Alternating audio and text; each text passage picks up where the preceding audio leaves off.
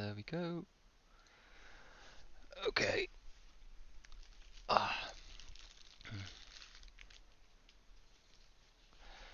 do excuse me.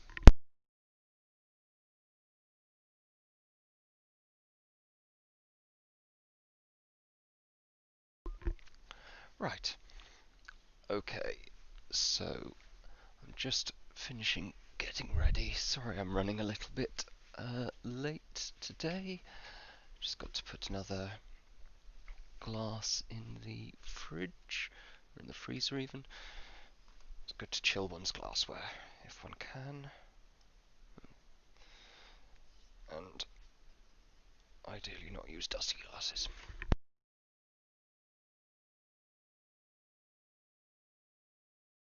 So, sorry about that. Right. Happy Friday, everyone. Get to see my tri-weekly moment of recollection as I try to work out what day it is. Right. So, today we have a very special cocktail lesson, and I know I say most interviews and discussions are very special, but, well, on one hand, I do genuinely believe that everyone I talk to, at least so far, has been rather special and rather interesting. Um, but also, today is very special because the daiquiri is perhaps my favourite cocktail. Mm, probably favourite in the sour category at least. The Manhattan comes very high up, although there's also the Vieux Carré.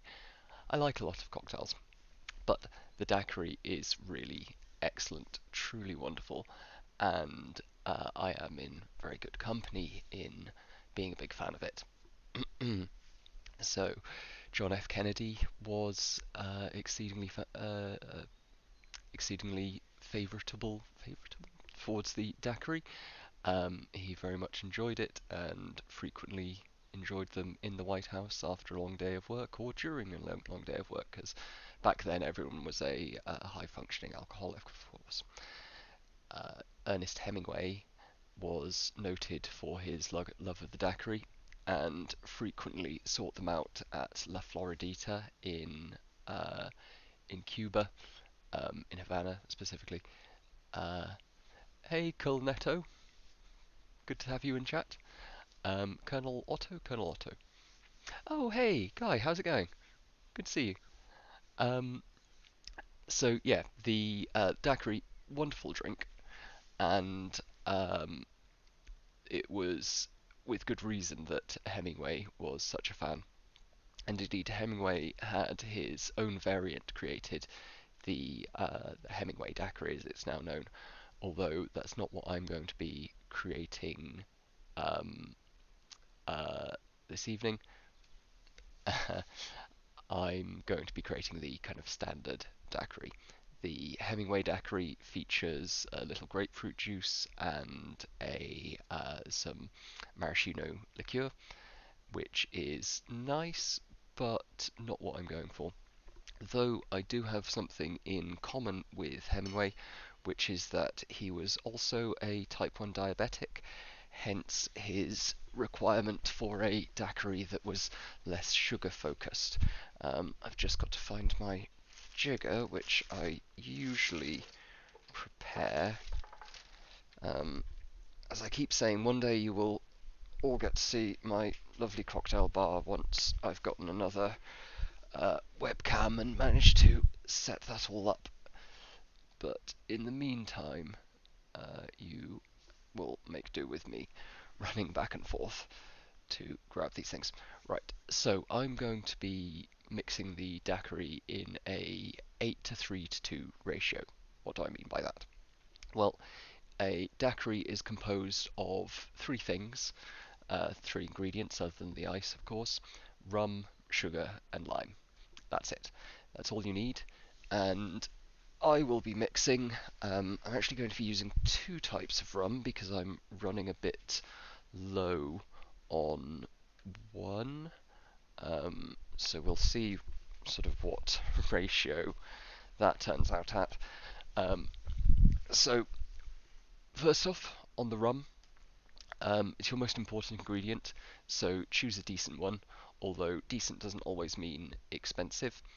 Uh, you can go for a nice light white rum that'll produce a light, almost floral kind of cocktail, or you can go for something a bit heavier and darker. It'll produce something a bit more complex and rounded.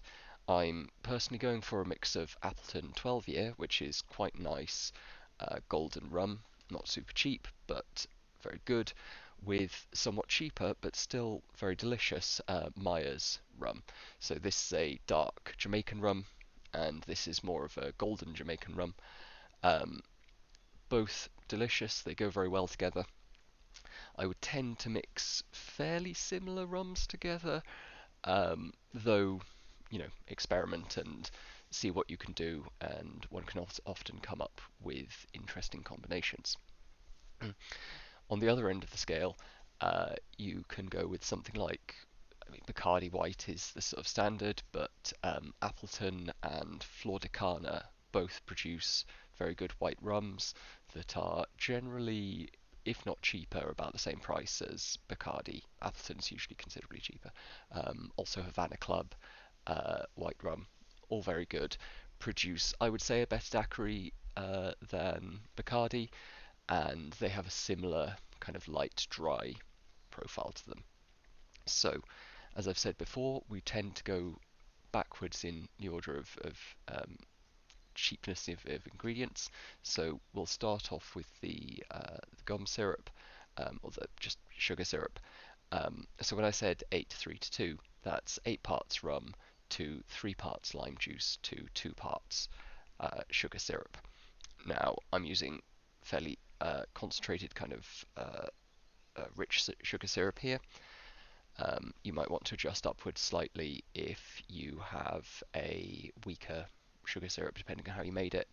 I'm just using stuff straight from the bottle, pre-made, but I would tend to recommend using your own because it's much cheaper. I've been over how to make it, but just Google making simple syrup. It's very easy.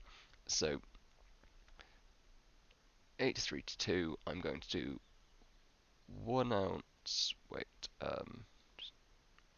nope. I'm going to do 0.75 ounces of that. Um, for just doubling ingredients. Excuse me. So I'm going to be making 2 of these. So I need 0.75 ounces of no, sorry, I need 1 ounce, full ounce of sugar syrup. Should have done the maths beforehand. So 0.5 per drink, and then I'll need 1.5 ounces, so that's 0.75 per drink, of lime juice. So I've got my Boston Shaker glass here, just pouring into there. Do that up again. Excuse me. I would have everything piled up so you can kind of see the bottles, but last week when I tried that, it nearly collapsed. So I'm just going to try to hold things up for you to see as I mix my drink on my couch. So once again, with the squeezer like this, the kind of arm squeezer, you want to put your lime half, see-through lime half, messing with my green screen, put your lime half flat side down so it reams it out nicely, and then squeezing into your jigger. These are not the very fruitiest of limes, but we make do with what we can acquire during the pandemic. So the recipe is half an ounce of sugar syrup per drink to 0.75 ounces of lime juice to 2 ounces of rum. and you can mess with these ratios. I would tend to use maybe a little bit less sugar and lime for a drier drink, but with a heavy golden rum, dark rum, there is some advantage to having a little bit more of the other flavours, so the rum doesn't completely overpower it. Though ultimately, one of the big strengths of the cocktail generally as a kind of artistic genre, medium, is that you can make it your own way. So how you enjoy your drink is up to you. I would recommend experimenting and playing around with different options and seeing how you most enjoy your own beverage. Indeed, that's one of the reasons why the cocktail became popular in the United States as an alternative to communal drinks like punch, was that one could just order one's individual preferences on the go, have a nice swift drink, and then get back to work. Which, obviously, this century I wouldn't so much recommend, but the past was a strange and different place. So I'm going to see how much. I'm not actually sure exactly how much of this I have left. I think it's less than 4 ounces, because again I'm making 2 drinks here. So let's see. We're just going to use the rest of this and then top it up with the less fancy rum. Oh yeah, not even quite 2 ounces. Ah, well, that's the 12-year dunce. We've got about 1.5 ounces of that, and we'll top the rest up.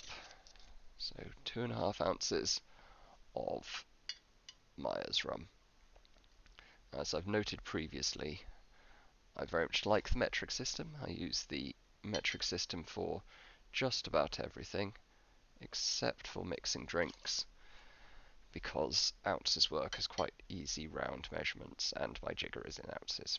Also, pretty much all of the drink literature is, at least the good stuff, is from the US, and they tend to default to ounces.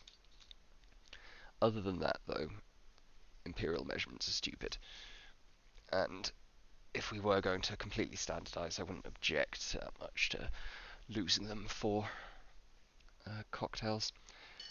Right, so we have our bottom of the Boston shaker filled with our delicious daiquiri mix.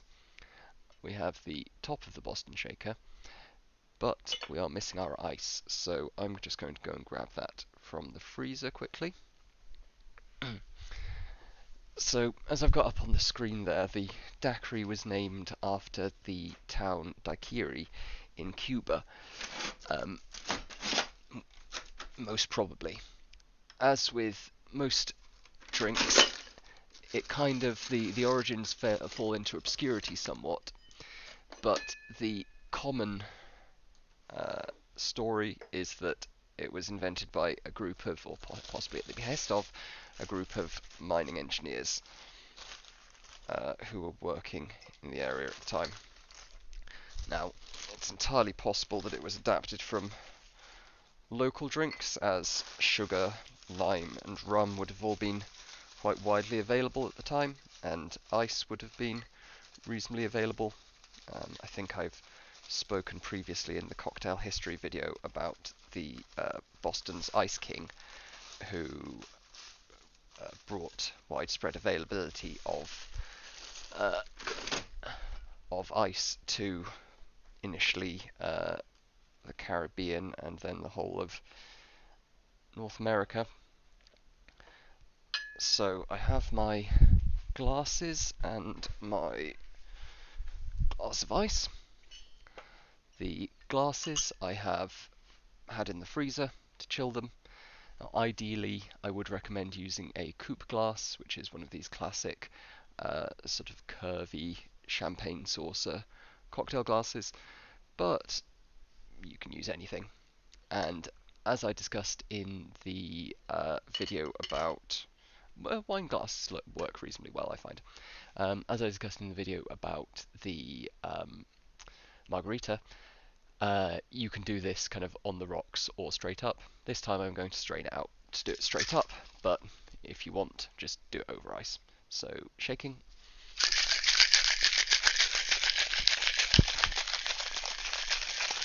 I'd say shake for about 10 to 15 seconds, depending on how good your ice is.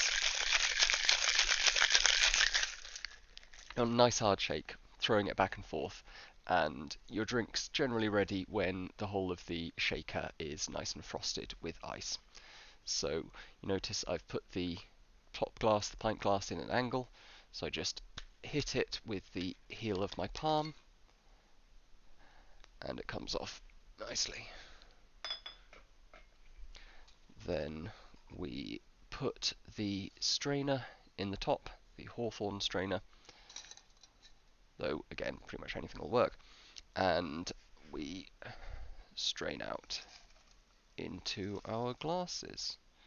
Now if I were being a bit fancier, I would double strain this to remove all the little chips of ice, but sometimes I do like some little kind of array of ice chips on top. And also this is quarantine cocktail making, and I am being a bit lazy. Not least because that sieve is a pain in the ass to wash sometimes. And there we go. We have a pair of daiquiris. Now, that's very nice. Very nice indeed.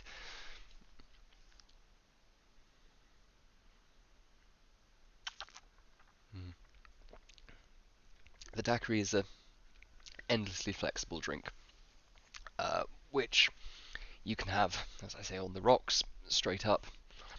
The original was commonly done frappéd, which involves shaving off ice to produce something not too dissimilar to a slushy or a snow cone, albeit with more kind of planes of ice shards rather than little granules.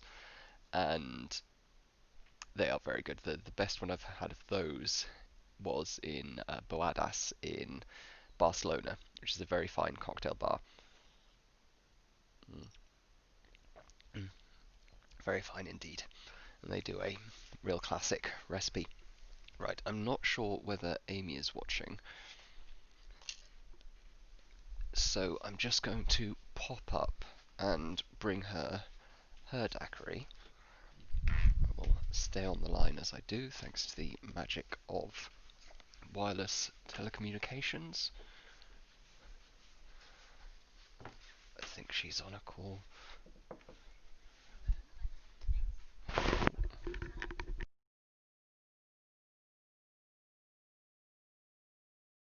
There we go. I have delivered the daiquiri.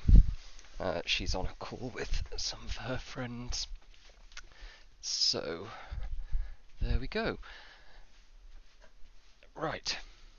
Now, I'm going to get down to enjoying this, and while I do, I shall boot up New Vegas, and we can have a play of that.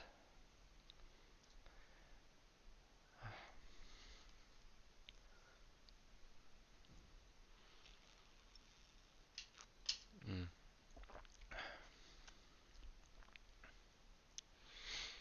My problem with daiquiri is it's always so easy to sip that I want to guzzle it all down in one go.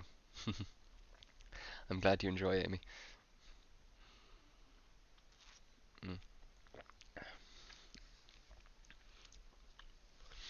Now, Myers also makes a very good rum for the Jungle Bird, which I made a few weeks ago. Would highly recommend, and it's pretty inexpensive. Can't remember exact prices, but it's certainly on the relatively affordable end of rums. Very good value, that. No, I am not being paid by Myers or anyone else, though if anybody from a rum company does want to set up a sponsorship of this channel, I'm well on board with that. Please contact me, laurie.pycroft@gmail.com, and let's set up a rum sponsorship. I know lots of rum cocktails and would happily use your brands every week if you give me free rum. I'm accepting no other types of sponsorship. I will not sully my brand with anything other than sugar-based spirituous beverages. Right, let's fuck around with OBS a little bit so it doesn't all go completely crazy.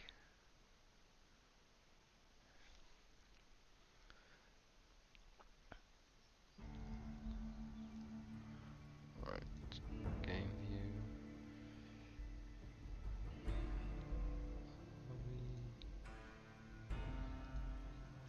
It's looking for game to capture. No? Okay, so it seems to be capturing that, but I can't see it. Aha. There we go. Excellent. I just want to bring Restream chat up.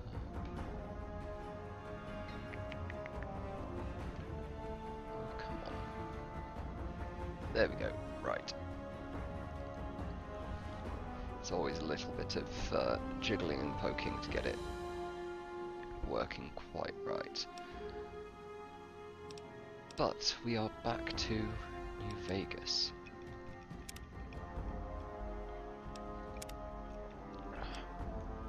And last time I was Slow Joe, my character, had just gotten onto the strip with a forged passport, very naughty boy, and I was going to mess around on the strip a bit before going and speaking with Benny in the Lucky 38.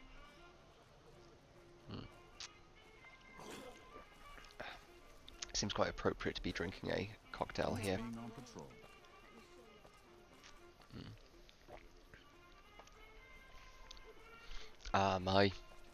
One of my most enjoyed recent cocktails. Wait, not the Lucky 38. I was looking the wrong way. Sorry, Benny's in the Gomorrah. But we'll head through to the next bit of the strip. But yes, I had a very pleasant cocktail experience in Vegas when I visited a little while back, a couple of years back.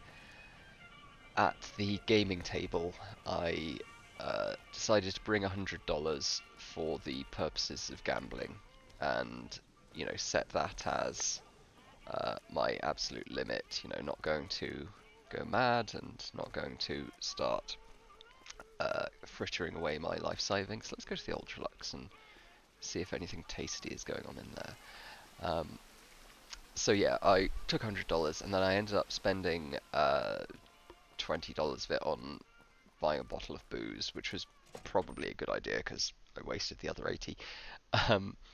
I took it to... Beg your pardon, but could I trouble...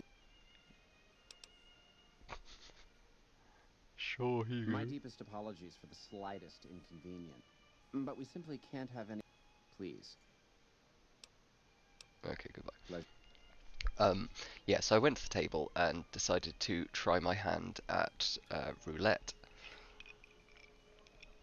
With my $80, I brought along a Manhattan and a cigarette because it's a rarity to be able to smoke indoors, and I thought it might be entertaining to be able to, enjoy a cigarette and a cocktail at an actual Las Vegas roulette wheel. And I was sitting there with Amy enjoying my Manhattan. My money went down very quickly, and Amy had to prompt me to start actually smoking my cigarette, otherwise I wouldn't make it all the way through before my money ran out. And she was wise to do so because I finished that cigarette quite quickly, and the money ran out very, very soon afterwards. but it was a fun experience. No, I haven't. Ain't nobody. Ain't got one Brahmin And unaccounted for though it across a wasn't the dozen best ranches. Manhattan I've ever But I'm had, here for an it hour and my own son certainly just up and disappears tasted on me. sweet to be sipping on it while gambling my pocket money away. Where's your bodyguard? Made me a special arrangement with the hotel. They want to do business with me. Well, They got aren't to you a play by fancy my lad, heck? rules. A lot of people out there resent success. Might want to take a swipe at me. This makes them think twice. If I'd have been thinking, though, I'd have had him watching my boy instead. Then none of this would have happened. I've been wondering this. If I mirror this uh, video, then flip horizontal. Yeah, there we go. Then I'm looking in the right direction when I'm looking at that screen. Okay. And you get to see my mirrored image.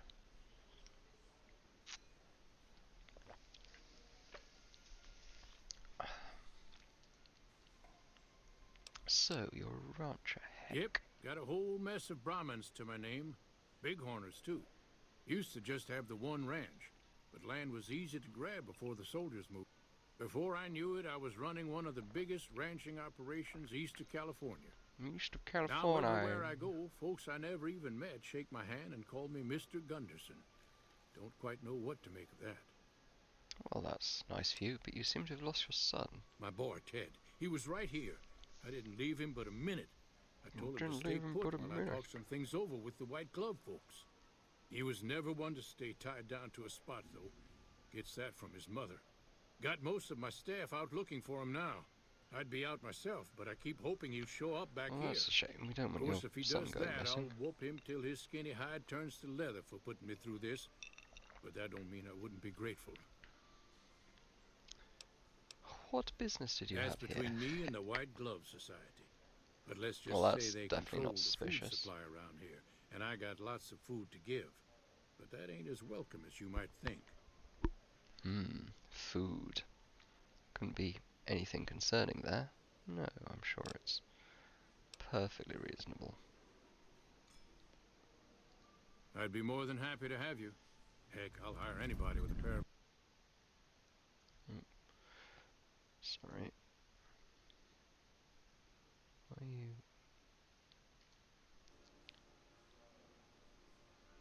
At least one good eye at this point. There'd be a lot I have of two money good in it for eyes. you if Well, you I can think get I've got him like back to me perception 3 safe. or something, so And if two he not ain't, great eyes, you can but bet I'll pay for still. the names of the sons of bitches responsible. Something about a white glove? That's what they call themselves, the folk that run this place. They're the ones dressed all fancy with their bow ties and shiny dresses. Some of them got masks, too. Real hard to trust folks Masks. like that. Yeah, I wouldn't trust Couple anyone of in them a show mask. their faces, and that's who I do my business with. I don't talk to Can't none of trust the people other in ones. masks. They might, like, not be sharing their diseases with you. It is weird how... Okay, yeah, oh, that was me. That was me. Yeah, it's curious how masks are now the kind of symbol of being responsible and good, a good citizen, which I'm pleased about. I would have liked the West to take on board the example of places like Hong Kong and South Korea years ago to start just normalizing wearing face masks. Humbly at your service. Because I don't actually A pleasure doing business. Because, yeah, it's very concerning how just all diseases spread all the time. I mean, even leaving aside COVID, How may I be of service, sir? the risk of transmission without masks is not great. You know, people going on about like seasonal flu being something to compare coronavirus to, and like, okay, that's a reasonable comparison, but it suggests to me that we need to do more about seasonal flu, not less about coronavirus. Any work that needs to be done. No, not from the likes of you, I'm afraid. I don't think you'd have this. Oh, Indeed. do I need bad karma for that? I just want to eat some people. Is that too much to ask? The gourmand.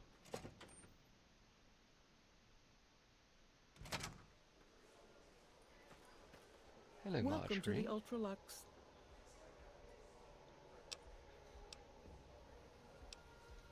What else? Mr. Gunderson and I have been discussing his livestock. His livestock. It's put us in a rather delicate position, you see, his coming here. Not that we aren't grateful for his generous offer. But our executive chef, Philippe, has transformed Brahmin steak into a delicacy. He really is a genius. Good old Everyone Philippe. wants it. But a delicacy is just that, delicate. If everyone can get it, it ceases to be a delicacy. It becomes a perfectly ordinary staple. And if the gourmand served staples, it would no longer draw the caliber of It people serves staples, it it'd break deserves. people's teeth. It would be a diner or a family restaurant.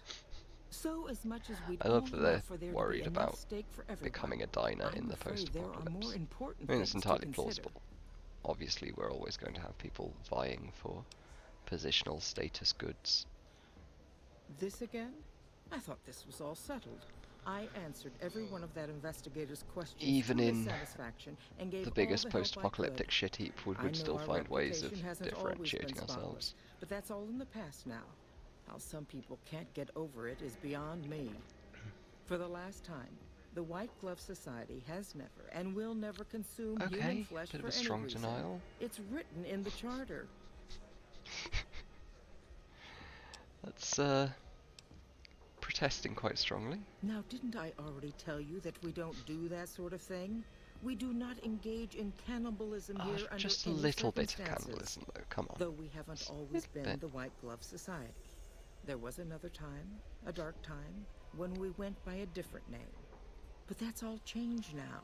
We've evolved past such base The impulses. very since red settling dripping into our glove new home. society, no doubt. I've seen to it that those days are behind us.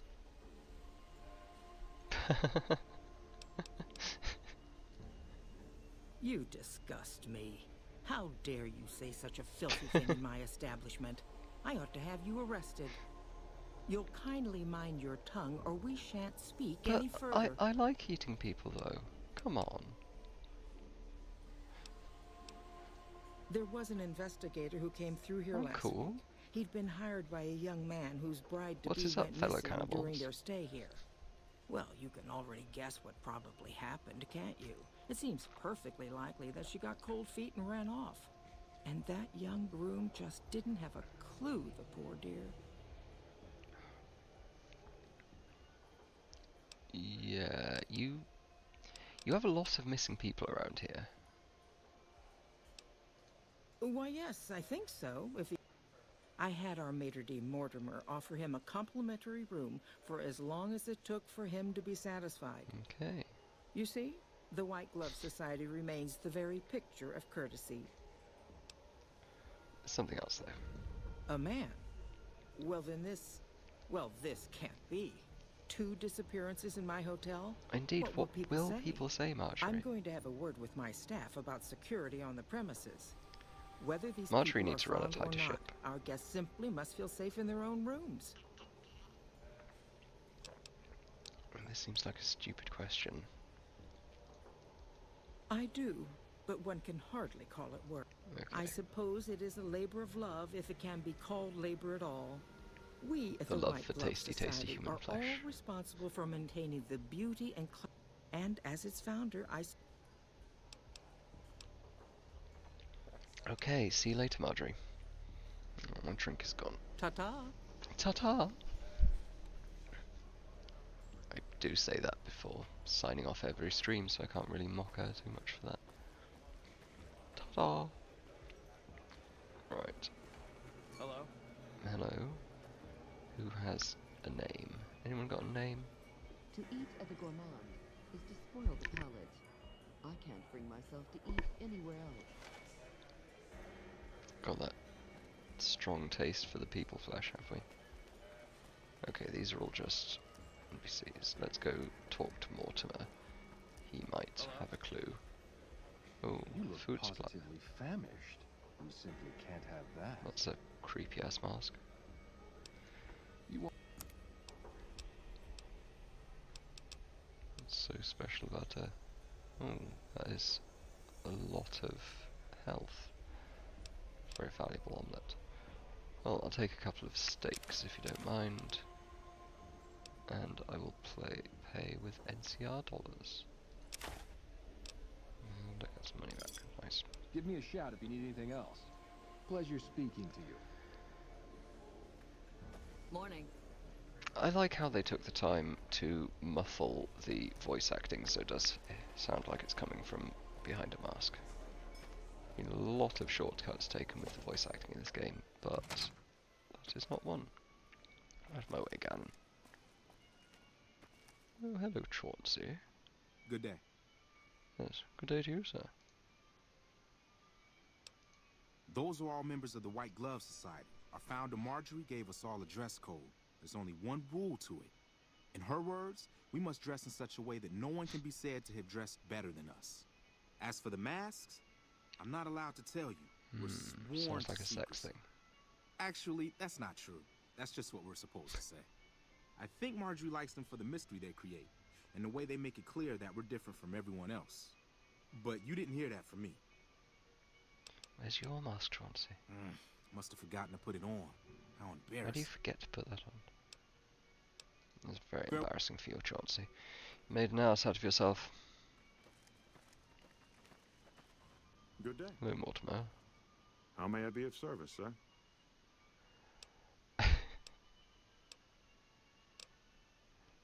What can you tell me? My, such a popular question. I suppose it is only natural to see us and wonder what it is Is that it that makes us delicious, special. delicious people flash? The White Glove Society has only just made itself known to the public, of course, but our pedigree was established over Sounds generations. convincing. Were we always so refined? I'd be lying if I said yes.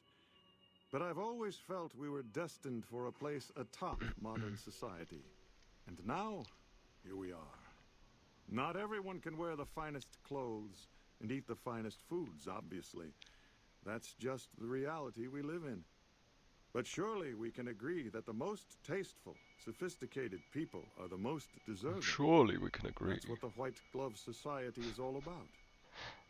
I love that it's just like elitism for elitism's sake. Let's ask the important question. Private first. investigator. Ah, yes, I remember the gentleman. This was about the Very missing bride. delicious Such gentleman. an awful thing. I do hope he finds her whereabouts. If I might pry, have you found something that will help his investigation? You might not pry. I'm hoping we can help each other. You are. Nothing so grim as his investigation, I hope. Now, ordinarily, we don't give out guest information, but I think given the circumstances, he'll want to speak with you. Let's see. He hasn't checked out yet. If you head back to the hotel rooms, his will be one floor directly above you after you exit the lobby. Oh, thank you, Mortimer. I hope we can put this whole matter to rest at last. Little bit human flesh. Yes. I've heard that one too. Jealous people say such Little bit, nasty though. things. I too know what it is to feel the craving. How can I support your cause? Good. And you know what it is to be discreet in matters of nutrition. Perhaps you can help me. I'm in a bind.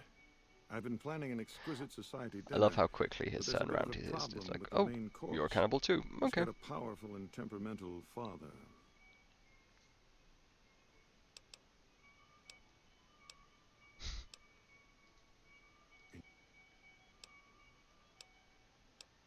Okay. Right, let's Indeed. go find out what happened to Heck. Wait, he said towards the lobby.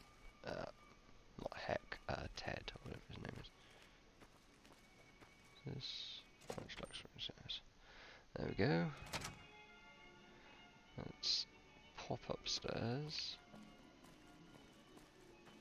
Find the room. Wait, is it? Oh no. What a shame. An untouched bottle of sarsaparilla. Wait, what the? I'll punch you in the face, sir. I'll just try not to punch Ganon.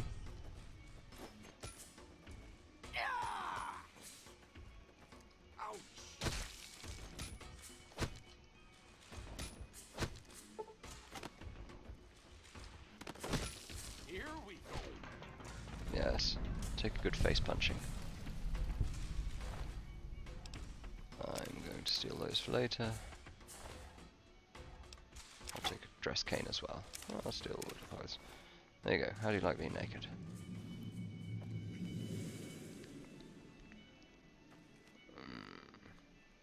Well.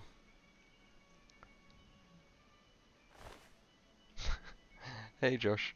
I bought Fallout 4 last weekend. This week I've been suddenly finding myself going to bed at 4 in the morning. Yeah, strange that, isn't it?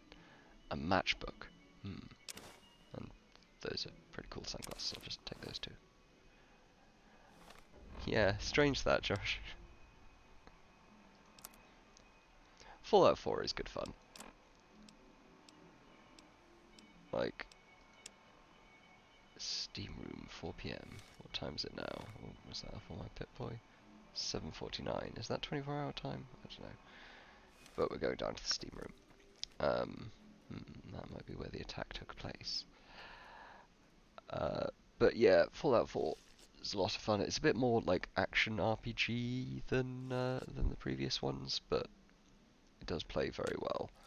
And so I always wanted to side with the synths, but they were kind of stupid assholes.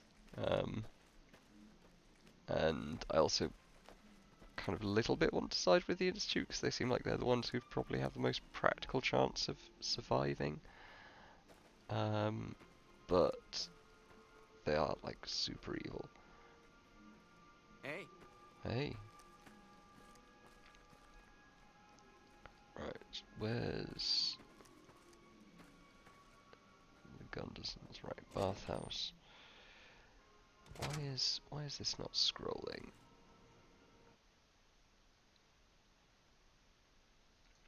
You did indeed, Josh, but it'll be available on, you know, going back and watching, rewatching. Though, to be honest, Josh, I think you're past needing my instruction when it comes to making a basic cocktail like the daiquiri. And yeah, the settlement building could be so fun. Have you got the what's it like extra DLC stuff that lets you get more into the settlement construction? Steam room. This does look like a steam room, doesn't it? Oh no, that is a steam room.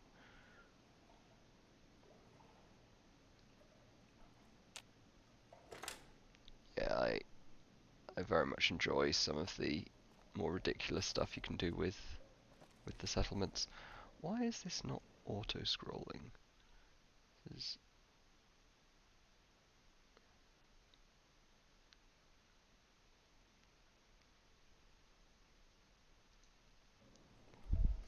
built an ammunition factory, very cool.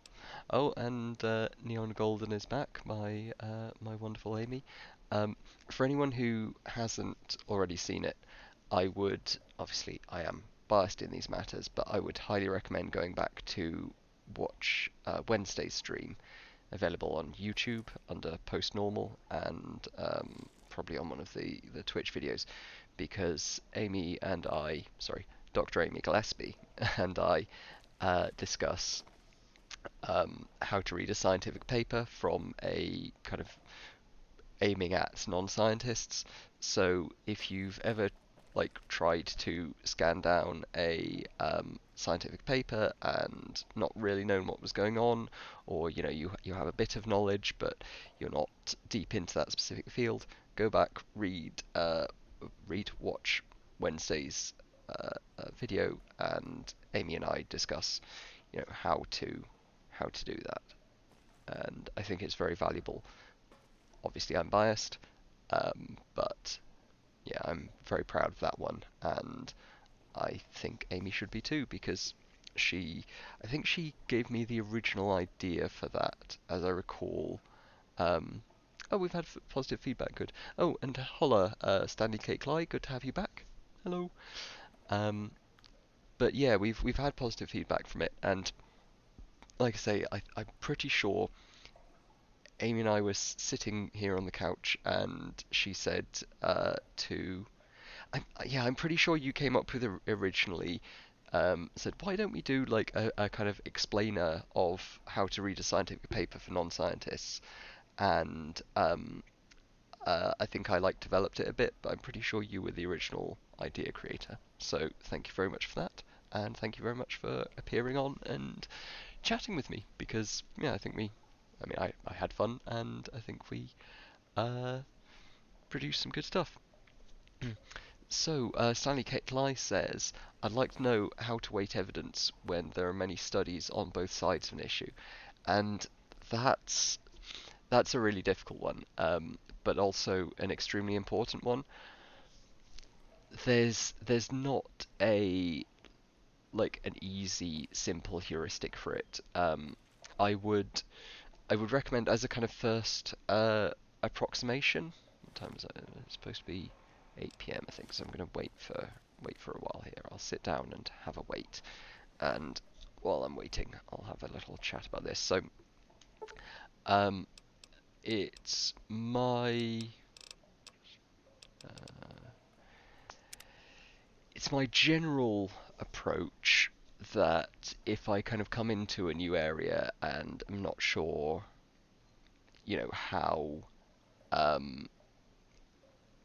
how balanced each side of a debate is, the first place I'll go to is a recent review of the topic.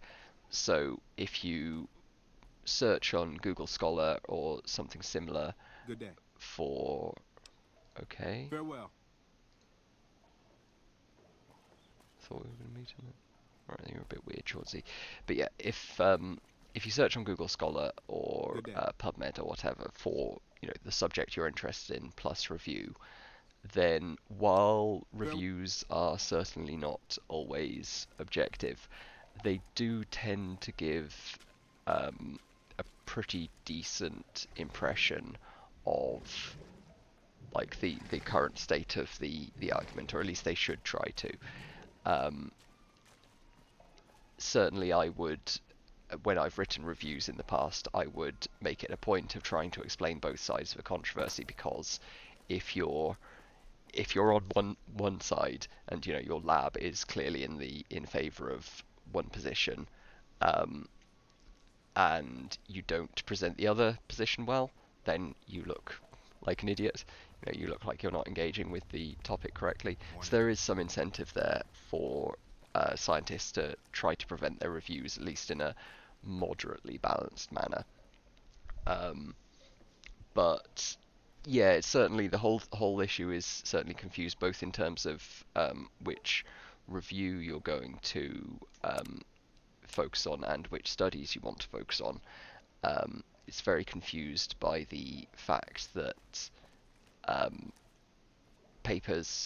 journals can be very good even though they're low ranked, can be crap even though they're high ranked. There's probably weak predictive value to the quality of the journal, but it's not nearly as strong as people might like to think. When you see in the news, new Lancet study says XYZ, then to be honest, especially if it's the fucking Lancet, I would be very suspicious of that. Not because these things are always wrong, but because a lot of the top-ranked journals publish a lot of kind of amazing, groundbreaking stuff, and it's not uncommon for that publication to have been a bit premature and to ultimately turn out to be wrong. Usually not through fraud or anything. It's just that there is this systematic bias for high-ranked journals to want to get more exciting high-ranked work, which sometimes results in their putting less effort into assessing the quality than perhaps they should, or at least they get more excited, and scientists who have exciting work tend to put them to the high impact journals, and it's one of these systemic problems that nobody's really at fault for. I swear I was meant to wait here at 8 a.m. 4 p.m. I'm being an idiot. I've just sailed past it.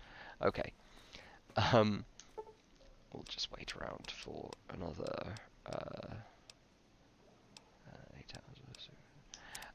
So, yeah, seeing a review in a super high-end journal, um, oh, a Lancet or similar review, though, would you say the same? I think there's less of a hype risk with reviews. Yeah, that's true. For a review article, you're probably going to be fine going with a high-end journal, because you don't get as much of that kind of incentive to hype as you do with primary research. So, and particularly if you go for like Nature Reviews X, so like Nature Reviews Neuroscience, produce some extremely high quality stuff, and if they tend to solicit reviews from top people in the field. They tend to be quite rigorous about the quality of review that they're willing to accept. So, I guess circling back around to the original question, read a review from a reasonably trusted source in the field, not necessarily like the highest impact journal, but that's a reasonable heuristic. And also try to read around some blogs, because if you can find high quality blogs, there are a lot of very good small blogs put out there by Who are you? Grad students. You met me earlier, Chauncey. Grad students or like junior postdocs or whatever, who will give good explainers in the field. Though, again, if you're not a specialist in the field, it can be kind of difficult to search them out, because there's also a lot of charlatans out there putting out crap, and a lot of people putting out very biased opinions. So when there isn't like a very clear consensus, I'd say the most appropriate response is admit uncertainty and recognize that you're not an expert in the field, and that you aren't going to make a perfect interpretation. I mean, nobody makes a perfect interpretation. I've honestly been relying a lot on EA blogs. Yeah, I would certainly put on average, like higher credence on an EA blog being accurate than the average blog. Although, obviously, I am biased in that, but people within EA tend to put a lot of stock into researching the actual expert opinion and trying to form a coherent evidence-based view.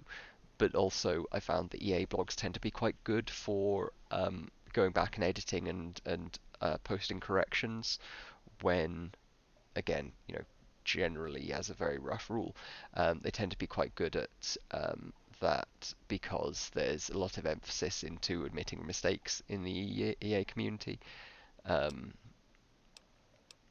So was the man I'm supposed to be meeting? He be dead. Oh my goodness me. They must know he was talking to someone on the inside.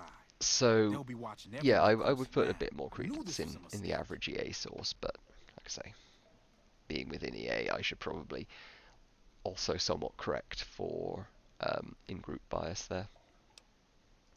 Mortimer, If he realizes it was me the investigator was planning to meet, he'll have me killed. Yes, the White Glove Society strictly forbids eating humans, but we weren't always the White Glove I am Society. shocked. Mortimer Shocked. and some of the others have regressed to the old ways. They've taken many people over the last few months, but always from Freeside or secluded places where they wouldn't be missed. It wasn't enough. Lately, they've gone for tourists here on the Strip, even in the hotel. I guess that's the hazard of a cannibal becoming a gourmet. It's hard to please a refined palate. Are we eating Ted Gunderson? What's going on? So Stanley Kickly is studying economics and mathematics, and if you're studying in the field, then you're probably much better judged, much better placed than me to work out which papers and which opinions the are the consensus. Though it's always one of those issues with the softer sciences, and I say that without any intent of denigrating the softer sciences, because biology is softer than physics, but it's kind of easier to establish a um, easier to establish a consensus in physics when you can mathematically prove X hypothesis. Whereas you get to biology and things are a bit more ambiguous, and economics and things are a bit more ambiguous still. But yeah, I would certainly agree with Neon Golden here that as you get an idea of more of the literature, you'll gradually get a stronger handle on what's reasonable consensus, what's conjecture. And hi, Charles Naboa. I am indeed back, playing my weekly session of New Vegas, and we are in the White Glove Society, in the Ultralux, currently dealing with my hunger for human flesh. So I'm still not decided whether I'm going to free Ted Gunderson or encourage his eating, but we'll figure that out. He's alive, as far as I know. I'm trying to keep him fresh. Mortimer has special You gotta plans keep him for fresh. The White Glove Society has a banquet every night at 7. It's in our private section. Mortimer wants to reintroduce humans into our cuisine. Since eating people is a crime we punish by death, he's going to do it in secret. After everyone has eaten it, he'll tell them. With no real way to punish everyone, in Mortimer's mind anyway, their minds will be open to the idea of eating people as a delicacy.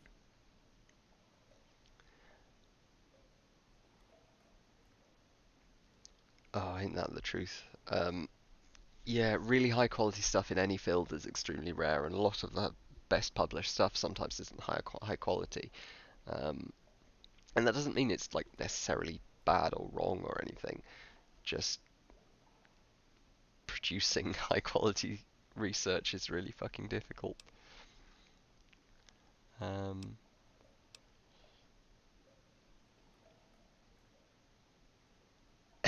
I think it's moral to eat him as long as you use his organs to save a few lives. True, true utilitarianism. Though, of course, if we set the norm that we can dismember and eat and share out the organs of people, then perhaps fewer people will come forward and engage in both medical and cuisine practices that could have more downstream negative effects in the long run. So the true utilitarian option might be ambiguous. Should we eat him though? I did get the cannibal perk, and given how much I meme about cannibalism, I think we should probably eat him. Where are they keeping Ted? I don't know exactly. I wasn't in on it. But you can bet they're keeping him near the gourmand. Our chef, Philippe, has an obsession with fresh ingredients. It'd be back in the members-only section, so you'll have to be careful. Don't be seen, and more important, it's guarded both at the lobby entrance and in the... I could sponsor you as an honorary member, but perhaps if you were to gain... Otherwise, you'll have to find some way to get inside quietly.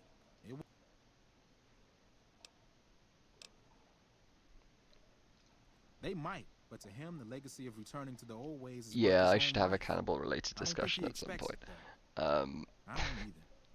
Nothing is more important to the society than being on the So, cutting edge of unironically, cuisine. if Mortimer's idea would appeal to that need. if it could be sourced ethically, then I would totally try human meat. Like, assuming, you know, lab grown, or you know, if like a friend was like, I'm gonna have part of my thigh muscle cut out for medical reasons, do you want to try some? And I'd be like, yeah, probably. I'll give that a go. That may be true, but I wouldn't recommend it. He's not what he looks like. They call him Hurricane Heck. The man built his... Lately, he's been attacking our Brahmin suppliers so he can take over their business. Yeah, absolutely. What to cocktail pairs best with If forbidden you give him the flesh? whole story on this, he'd be liable to raise the entire hotel. And God knows what he'd do to the rest of the strip. Okay, haven't I asked you both these things? Where do I go? I don't know exactly. But you can bet they're keeping him near the gourmand. Our chef Philippe has an obsession with fresh ingredients. It's guarded. Okay, yeah. Well, okay, can I... Goodbye, thanks. Wait. What? What the fuck? Oh shit. Are you alright, Chauncey? Chauncey! Chauncey! Right, so got questions. So Stanley Cake Lie, don't you get the shake? So no. So Silent Studio Pistol. So in real life, you can get various prion-based diseases from eating human nervous tissue, such as kuru, which can cause motor disturbances, but like, just don't eat the brain. It's fine. And you know, in practice, like, a random person in the developed world isn't going to have kuru, and if you're eating part of their, you know, thigh muscle or whatever, is, you know, you're definitely not going to get it. So the shakes aren't a real life concern. And valid question, is it really bad? Fallout Tactics? Yeah, Fallout Tactics is... it wasn't a terrible game, but it just wasn't very good. And yeah, absolutely, you need to know that for future reference. You know, once Mad Max World kicks in, you'll be quids in if you can dine on the forbidden flesh. But yeah, Fallout Tactics, it was... it was an alright, like, action game, like, turn-based action game with RPG elements, but I don't think I ever got past the, like, 4th level or something, just because I was expecting, you know, an actual Fallout game, and it just really isn't that. How may I be of service, Like, sir? the combat of Fallout 1 and 2 was never the best bit of it, and it's basically a game of the combat from Fallout 1 and 2 with a few little bits here and there. You'll have to look elsewhere. You're either in it. This honorary member nonsense is just something marginal. Once it blows over, the riffraff we've temporarily Okay. So...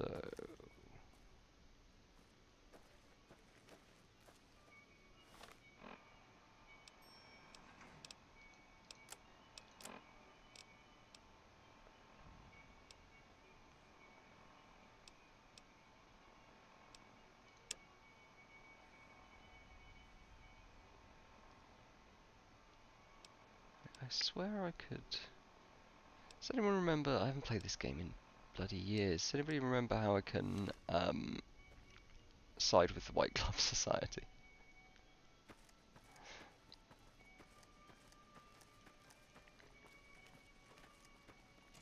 Or is my reputation with them already too bad? Marjorie? Welcome to the ultra. Why, yes. It's only natural that you'd need a sponsor from within the club who can vouch for your good name. Originally, we didn't allow anyone else in, you see. Founding members only. We thought exclusivity would make us the envy of everyone who's anyone. And it has. But then I had the idea to allow honorary members. Lower in status, naturally, but it just makes people want to be us even more. If there's a nuclear winter because of right volcano or people nuke or could something, certainly is do it wonders colder for or our the days image. days are Celebrities, sunny? philanthropists, we want only So the very best. I'm well, afraid you are a relative that's an interesting unknown. question. Certainly not the caliber of person we would consider for such an honor. Not if you had more notoriety or... Okay, right. Well, I'll come back to the Ultralux in a bit then, because I want to join and eat all the people. But if there's nuclear winter, so in real life, a nuclear winter would last for a temporary period. Exactly how long is still the subject of ongoing research. Unfortunately, not enough ongoing research. There's only been like a couple of papers published in the last decade specifically on the subject. I'll find your kid later. Heck. So, but it would probably last something on the order of years to decades, but not centuries. Depending on how bad it was and so forth. But in Fallout, Fallout generally, I think we're at least a century into the future, aren't we? What's the date in Fallout New Vegas? It's just 10/25/81. We're not using the ISO standard time there, which is obviously unacceptable. But although I suppose the split off of the Fallout world probably occurs before ISO 8601 was established, so we'll give him a pass. But in Fallout, it's at least a century into the future from when the bombs dropped, so there wouldn't really be any nuclear winter present, at least remaining. The global temperature would have dropped by several degrees, possibly double digits, during or immediately after the bombs fell. But yeah, by now it's accurate that the weather would pretty much be back to normal. In fact, it probably. I'm not sure whether it would be a couple of degrees colder, because you'd have climate change taking effect still. But it might have, with the cessation of carbon emissions from human industry, it might have started to return to baseline. I would suspect, though, that the temperature in, say, 2280 or whatever this is, would be pretty similar to our baseline now, plus or minus a degree or two, but at least global temperature. But there could well still be substantial disruption in weather patterns. Though, of course, gradual changes in weather patterns are par for the course. Interestingly, a volcano probably wouldn't, unless it were a really, really bad one, probably wouldn't produce as much effect as a. Okay, let's talk to Mr. House, because I'll go see Mr. House and just parlay with him. That should get me some XP, and then I can get the confirmed bachelor perk and go talk to Benny. Out of context question: have you read Spanish Latin writers? No, I don't think I've. I mean, I suppose I've read some stuff from Spanish scientists like Jose Delgado and Ramon y Cajal, but not much from novelists or whatnot. Well, howdy, partner. Okay, Victor. Sure. Okay. Right, let's head into Lucky 38. Then I'll get some reputation on the strip, and everything will go a bit smoother. No, I haven't read a lot of Latin writers either. Where to, partner? Let's go to the penthouse. Bloody itchy nose. Floor. Penthouse floor. Do. Well, hello, sugar. Mr. House is waiting for you in his office. Okay, we'll do the snow globe thing later. No, I don't read a huge amount of fiction, that's true.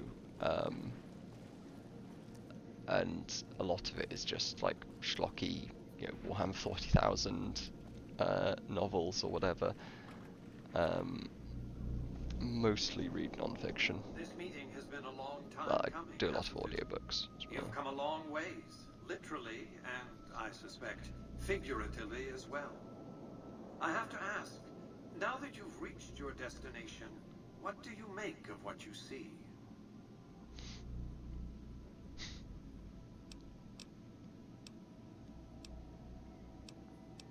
Never seen anything like this place. It's Of course nice you and haven't. non-committal. Vegas always was one of a kind. What you see down on the strip is just a fraction of the city's former glory, and yet, more than an echo. More than an I echo. preserved its spirit. Howard Or Hughes, perhaps you motherfucker. were referring to the Lucky 38? The years haven't been kind to her, but still she manages to impress.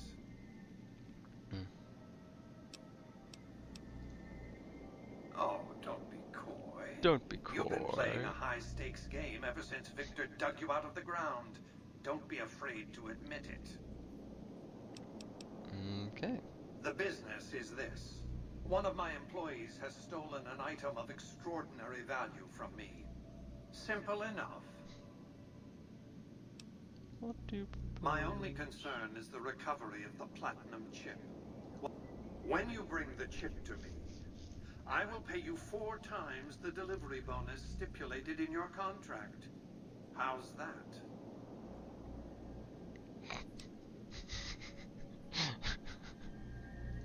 Is that an attempt at humor? I've always taken business negotiations very seriously. I advise you to do the same. Yeah, go on then. Well enough. Return to me when you have the platinum chip in your possession. Okay, we all Until know then. this by now. I won't go through all of the world-building dialogue options. What is this? Can I just take all those?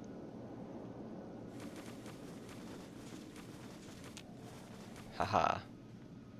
Screw you. Enjoy all the Vegas Strip has to offer. It's very kind of you.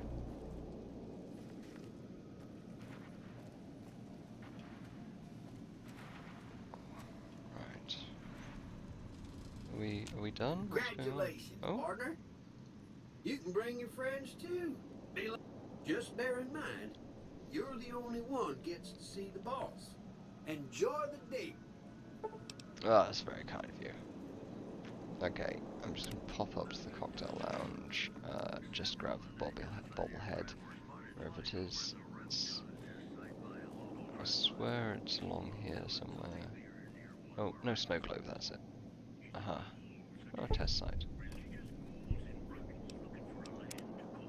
It's the Nevada Air Force testing range,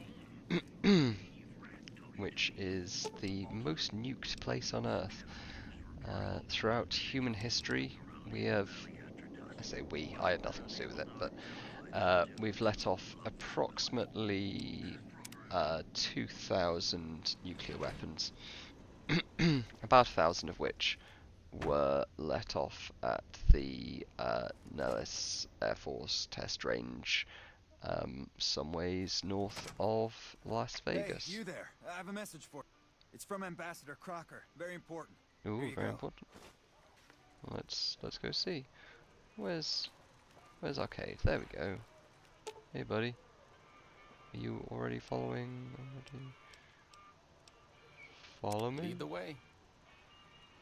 Okay. So yeah, about 1,000 gone off there, and back in the day in Las Vegas, one could enjoy from any of the north-facing terraces, which was a like advertised feature at the time. You know, casinos with a north-facing terrace, you could see the bombs going off, usually early in the morning. But it being Vegas, you could still enjoy a cocktail while watching nuclear explosions. Just in the 50s and 60s, they ended up, most of the blasts were actually underground in the end. But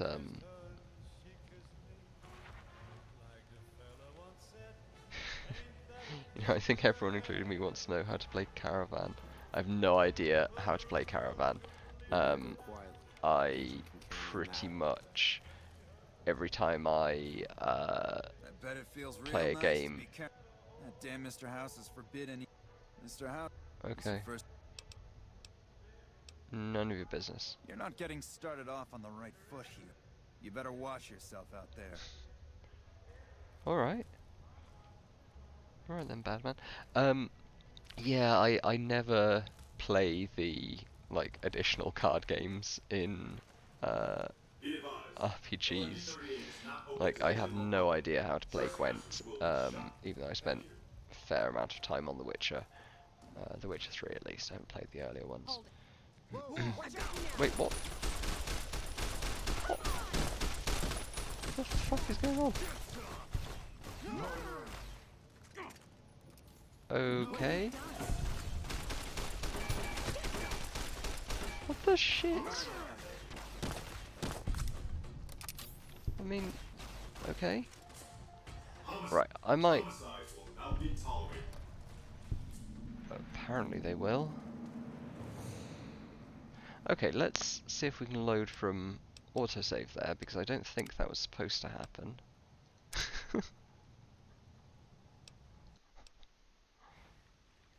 Certainly didn't intend to.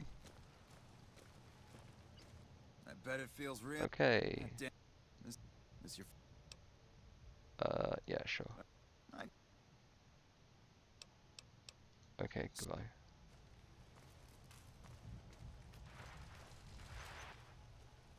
Yeah, I might have indeed walked into a bad zone. Did they? Go quietly.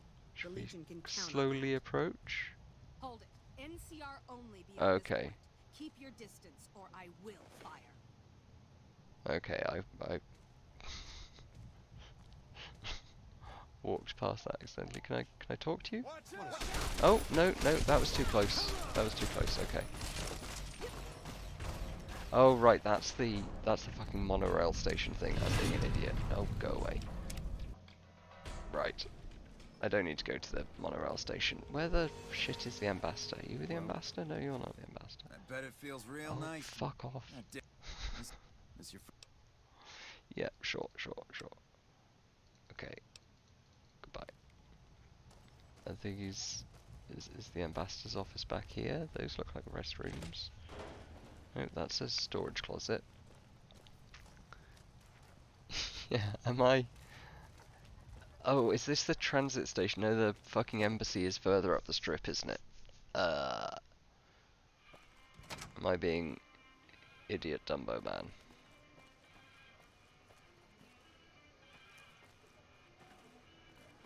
Right, what? Okay, that's the Las Vegas Boulevard station, and then, right, we go up here for the embassy. Well done, Laurie.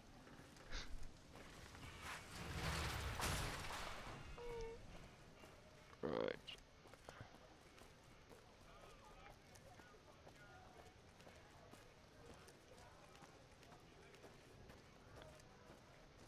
Here's the embassy. Well, that was just me being a complete bloody idiot.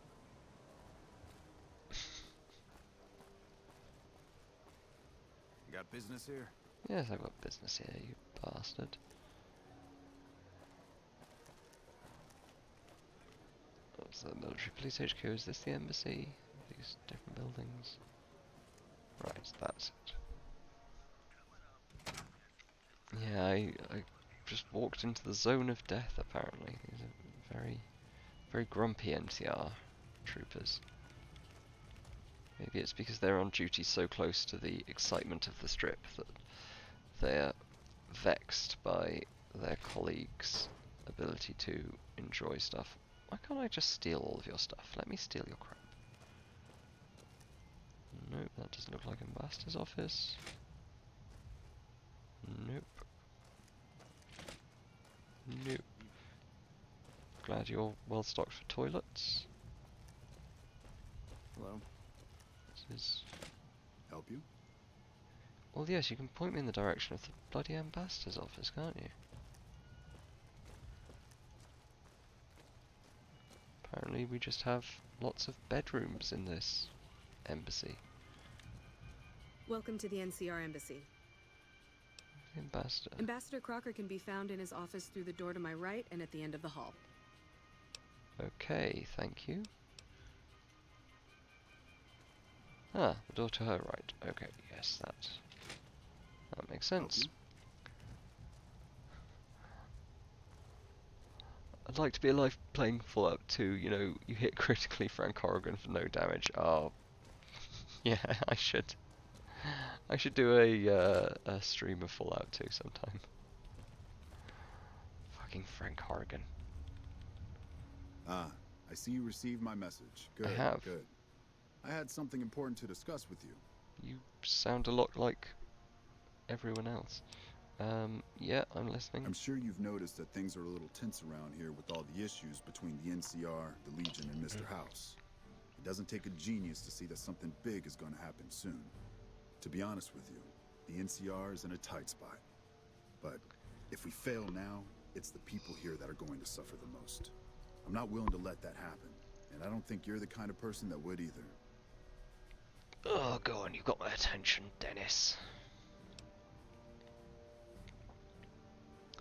Lots of EAs want to be more productive. Do you think there's a limit to how productive some people can be, like low stress tolerance and stuff, like marginal improvement of all those little techniques one can find must run out pretty fast? Yeah, I don't know. That's an interesting question. I suspect there are a lot of soft limits that tend to combine into some like practical hard limits.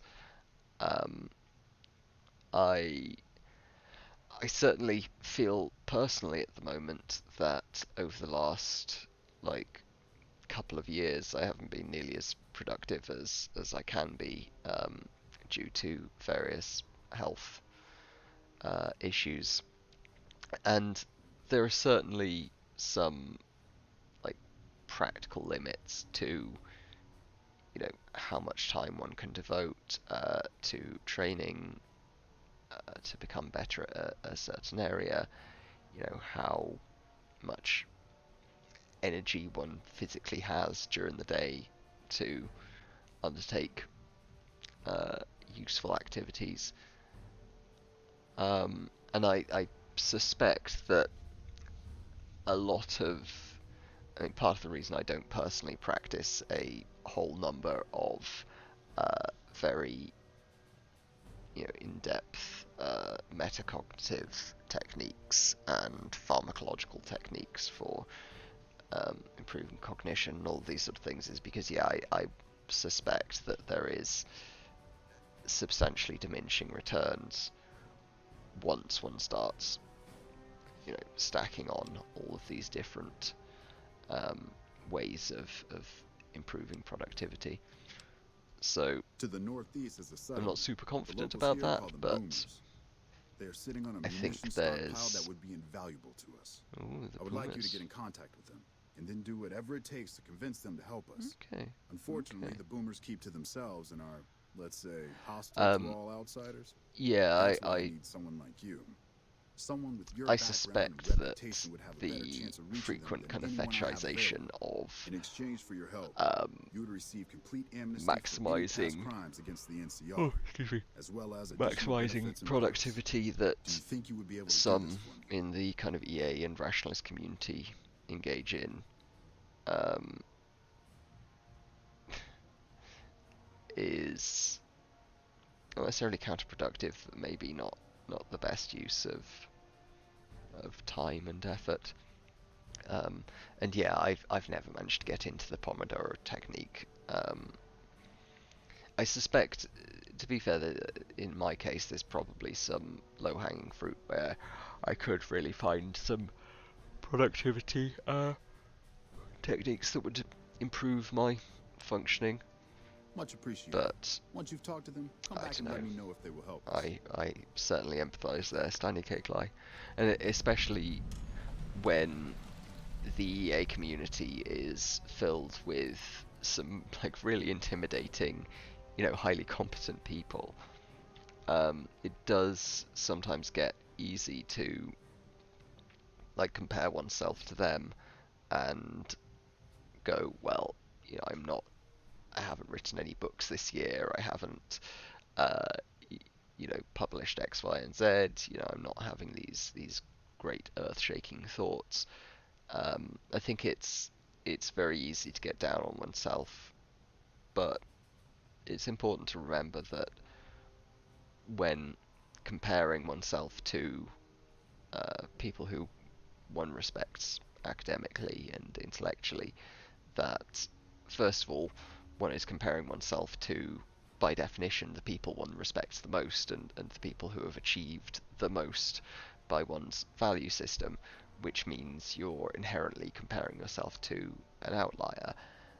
And a lot of people whom one might want to compare oneself to and might want to aspire to follow or believe in or emulate, I think it's important to remember that a lot of them aren't living the lives of optimal productivity and serene contemplation that it sometimes appears on social media, or from just following their academic output. And I suspect there's a lot of EAs out there, and I think it's something that we should probably discuss more, who every time they want to play a hand of Caravan, every time they engage in, or I guess there's a lot of EAs out there who aren't as amazingly effective and productive as their kind of public persona makes them out to be, and not from any deliberate deception, but just the fact that we do get such a distorted view from social media and from just looking at people's achievements, that it is easy to forget that we're all flawed humans, and we're not perfect machines, and also that there's a fair number of people who do engage in a bunch of productivity optimizations and still never produce anything that useful. And that's not to attack them or anything. It's just that it seems that it's no guarantee, doing the Pomodoros and learning to be a seventh Dan Bayesian master and so on and so forth, isn't going to automatically make you wonderful, and it's not always the thing that one should kind of exclusively be focusing on. Right, let's... Are we gonna go see Benny? Where's my...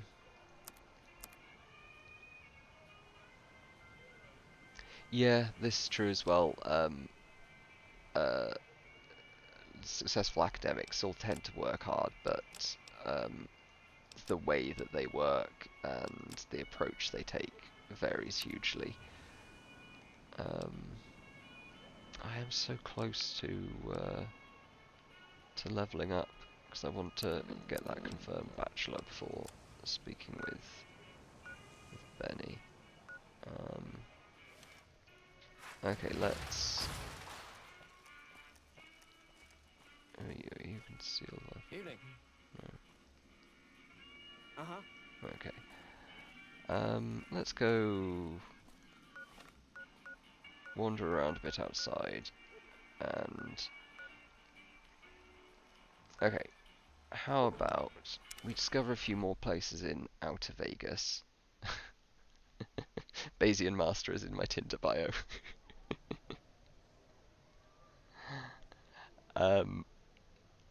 So yeah, let's wander around outside Vegas a bit and get a few more locations. You look like the kid in school who has the List A president. So have you ever been classroom president or something? I was class president in, I don't know, a couple of years in school, but that was mainly because nobody else was interested in doing it. I think in year 7 I ran, but the popular kid got it instead because he ran, but then he didn't want to do it the next year because it I guess wasn't very interesting. And I know, goddamn popular kids. We've got all kinds of stuff going on here. So I got to do it the subsequent year when all kinds of shootout. When the popular kid didn't want to do it because it was boring as hell. And in fairness, it was pretty boring. There wasn't like a lot to do. I think it involved going to the school council thing. Oh yeah, I forgot about my school's shitty school council. Didn't achieve anything.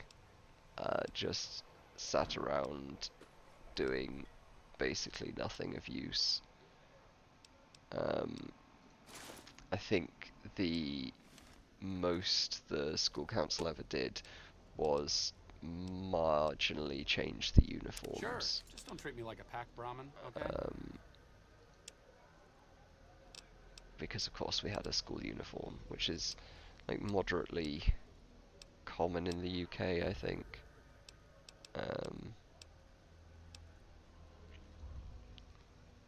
But yeah. So in short, yes, I did once participate in school council or as class president.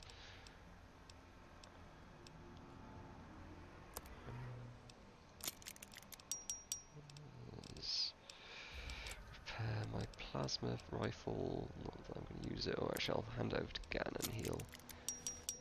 He'll maybe get good use out of it. Sure, Takes a plasma just don't treat me rifle. like a pack Brahmin, okay?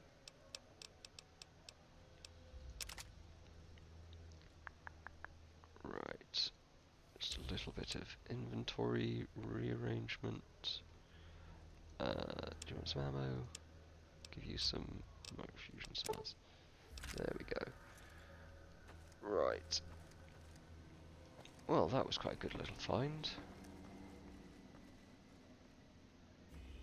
Ooh, a milk bottle.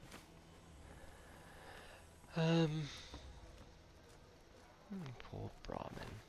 Rotting Brahmin corpse, lovely. Around out here, I think there's a medical clinic out here somewhere. For some reason.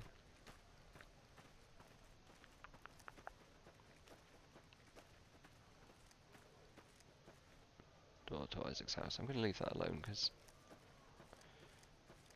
maybe Isaac would be upset if I went poking around his house.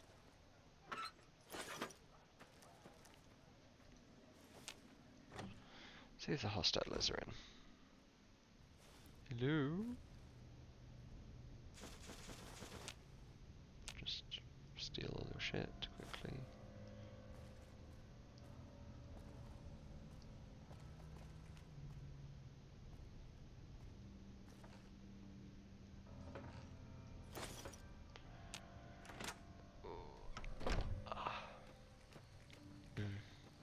Really want to just get that level up. Need my feet. Oh, who's shooting? Hello. Right. What a fiend. Aw. That is the problem with these big open spaces, is that Ganon will just kind of own up my enemies from a distance. So, let's see if we can find some more fiends. Why have I... Oh, it disables the fucking quick selects. Okay, well, let's try a submachine gun, which I'm not good at. Every time I lunch, you're streaming New Vegas. Well, I hope this makes for a pleasant lunch for you, Charles Naboa. I am very happy to be a lunchtime entertainment. Did we get a new location? No, that's just generally enter free side. Okay. Yeah, I do love this game. Is this the Crimson Caravan? I think it might be. Inaccessible manhole. Yes, it is. Okay, cool. That's useful. We can come back to that later. For now, I'm on the hunt for some murders. Just want to do a little murder to some bad dudes. Are you bad dudes? I don't think you are. Hi. No, you're kings. I'm vaguely on your side, I think. Am I on your side? Probably. I won't murder you, at least. Which I think is pretty generous of me, quite frankly. This North Acre Square. Okay, okay.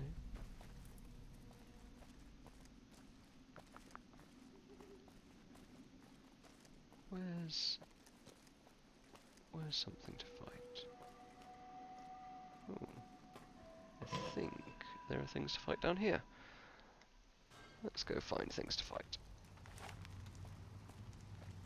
Hello. That tower on the strip? The one you can see for miles? Good to see you respect the followers. Yes.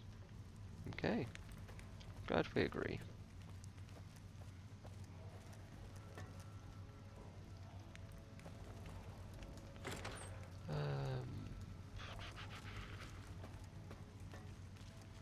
What's in here? I swear there's a fighting tournament thing somewhere down in here.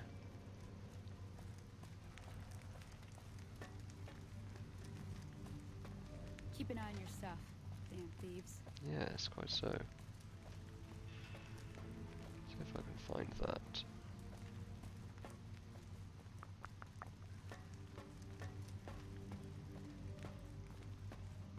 Though, who knows?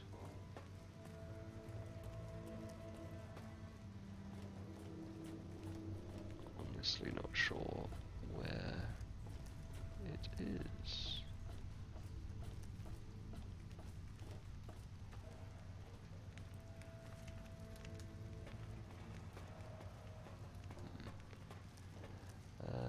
I think EA's in Fallout would be Brotherhood of Steel with their worry of dangerous tech and stuff. I suspect EA's in Fallout would end up split between like the Brotherhood of Steel and maybe the NCR, or yeah, probably the NCR, because you get like the Followers or something, or you know, one of those other like idealistic goody sects who would be more like the traditional sort of charity sector, you know, wanting to do good and hearts in the right places, but actually not going to achieve very much.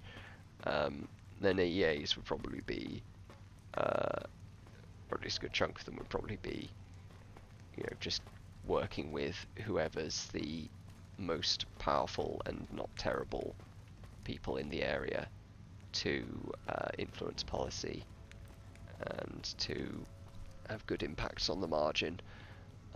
But yeah, I suspect the AI risk folks would probably end up with Brotherhood of Steel. Well, that's not very helpful. Okay, let's go to the North Vegas thing. Excuse me.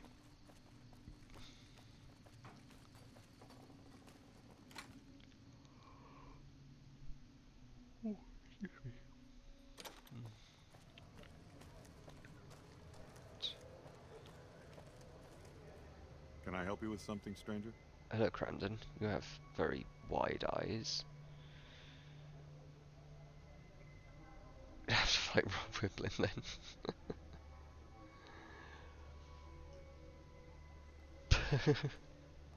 Patrolling the Mojave almost makes me wish for a nuclear winter.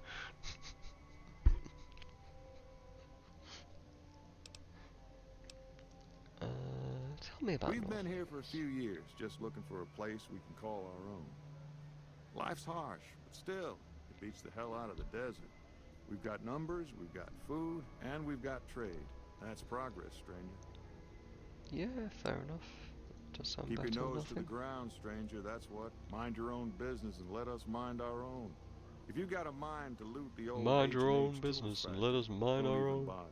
That place is sealed tighter than a rad scorpion's bunghole.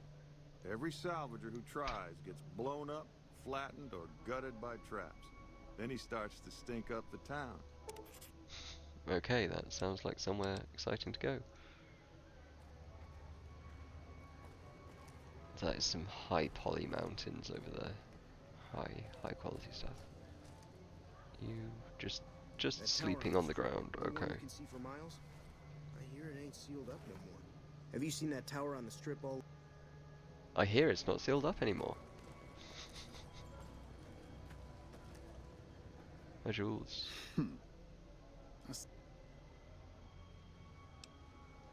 Because that's the law of the land. You never know when someone's going to stab you in the back.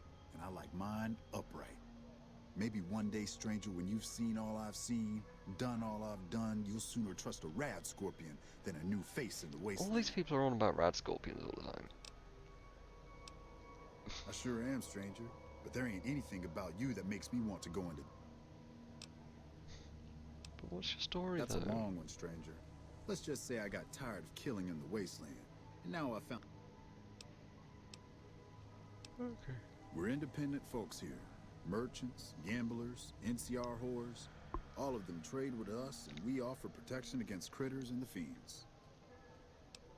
NCR whores? You heard me. We don't like those stiff, Oh, right. clean-handed little Generally, pussies. New Vegas people belongs of to the people. NCR who he is The characterizing NCR as is just whores a rather corrupt than and specifically bloated monster, whores no from the better than NCR. any other wasteland crawler. We make this land wealthy, and we ain't give...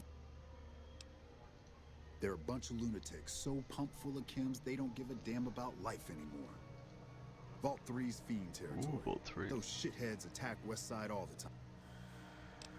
You're not going to give me any map marker locations. Okay, then. Seems a bit rude, but fine. You alright, Gannon? Having fun?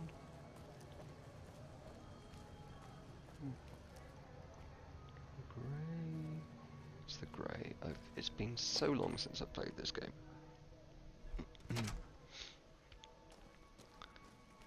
forgetting what all of these things are. Oh, this is just, okay, this is just shitty burned out building. Oh, there is a person here. Get lost. Andy's room. We just... Okay, so it's, yeah, just a shitty sleeping house. Alright, I won't bother you then. Ooh. I don't want to go out to the Mojave, I want to get to this fighting tournament thing that I swear I didn't imagine. I'm quite confident that it exists.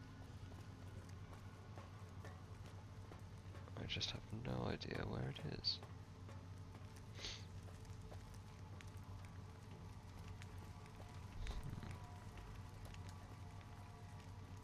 Going to place me a good bet at The Thorn, that's it. Okay, so it definitely exists. Not What's up? just completely confabulating this whole part of the map. But you told me you're going to place a bet there, but you haven't told me where it is. No. Yes, please. Just, yeah, can I get down there? Okay. Oh. Am I stuck? I might be stuck. Well, that's not ideal.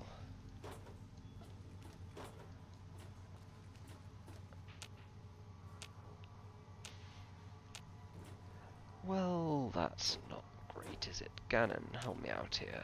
I seem to be stuck. Does the... There we go. Okay. Just need to turn collision off. Right. Let's see if I can... There we go. There we go. Bloody New Vegas. Read some stuff saying, like, how can... Oh, shit, I'm under attack. Oh, that's fine.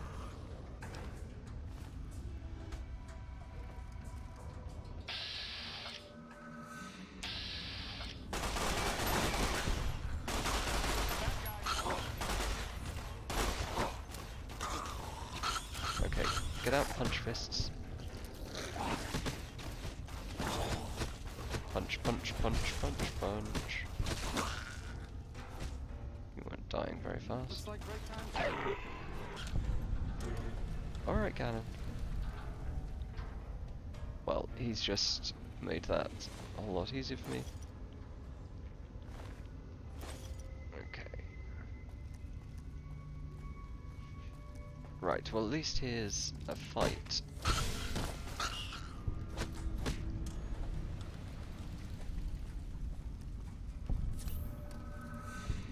Come on, you bastards. Fight your face. Okay.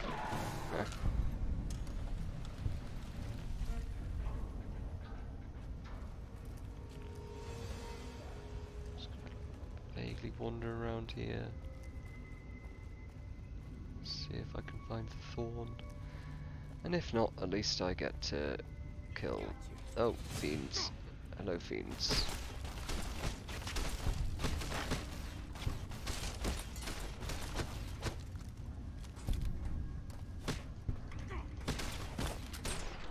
There we go. Okay, well that was pretty efficient. Yay, I leveled up. I don't actually want to do that stuff.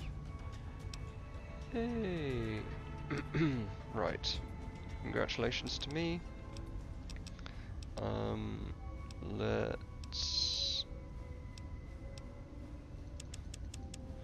stick explosives up and let's put some into bartering.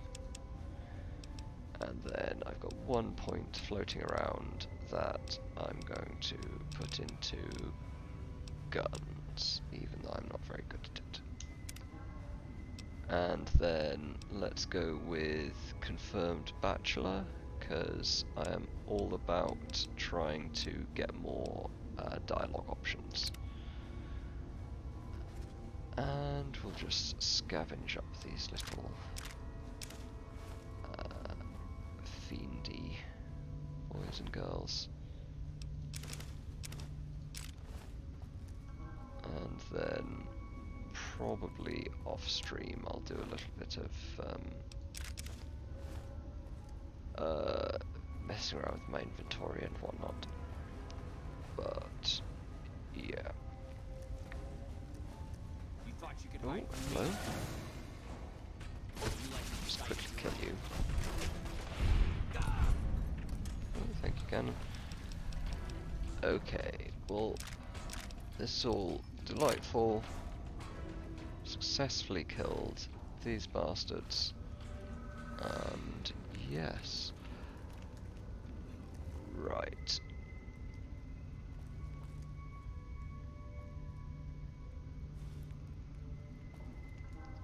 Kimball is a bastard, thanks. Okay, right. Oh, thank you very much. I'm gonna... Oh, thank you. Right, I'm going to hop off for dinner now, I think. And, yeah. It's... I don't know, it's not impossible, I'll be back later, but, probably not. So, anyway. I hope you who saw it enjoyed the daiquiri making, and that you have enjoyed my New Vegasing. On Monday I have Dan Pryor, who is a fellow at the Adam Smith Institute, who's coming on to talk about drug legalization and basically why the war on drugs has failed and why it's terrible, terrible policy that we should do away with. So looking forward to that. That should be good. And yeah, in the meantime, hope everyone has a happy weekend and a good rest of your Friday evening. And I will continue with the New Vegas and cocktail times next week, or maybe in the interim. I don't know, but at least on next Friday. So with that said, I'll do the liking and favoriting and whatever is always appreciated, but more importantly, have a good evening and ta-ta. Bye.